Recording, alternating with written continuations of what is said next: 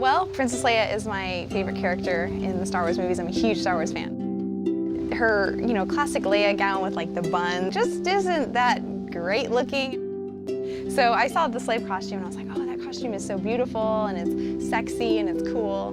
And that costume is the costume that all the Star Wars fans respond to most.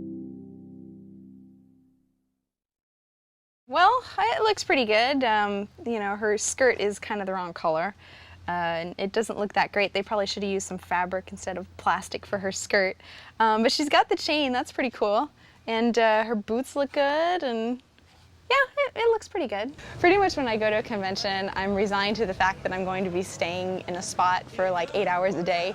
And at Celebration, I just kind of stood in a corner, and I'd only have to move when the fire marshals came over to me and told me I was creating a fire hazard because I was blocking the hallways.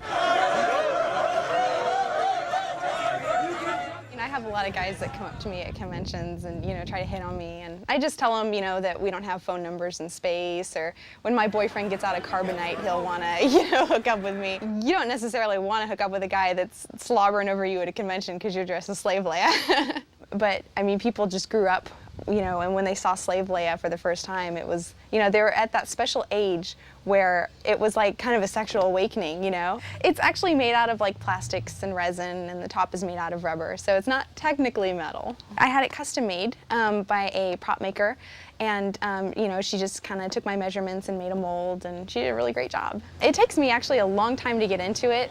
People are just like, hey, why does it take you so long to get into it? It's just a bikini. But because it's like plastic, I have to use a screwdriver for some of the pieces, and it's just a long production. Well, I like Star Wars because it's a classic story of good and evil. How cliche is that? But really, there are so many elements in Star Wars. It's just mythology, or just the special effects. Wow, cool, look at those lightsabers. Now that Star Wars is over, it was really sad when Episode 3 came out because we were so excited for the movie, but at the same time, we were so sad that Star Wars was going to be over. But, Star Wars is never going to be over. The fans will always keep that spirit alive. There will always be things to do. They're coming out with a TV series, there's books.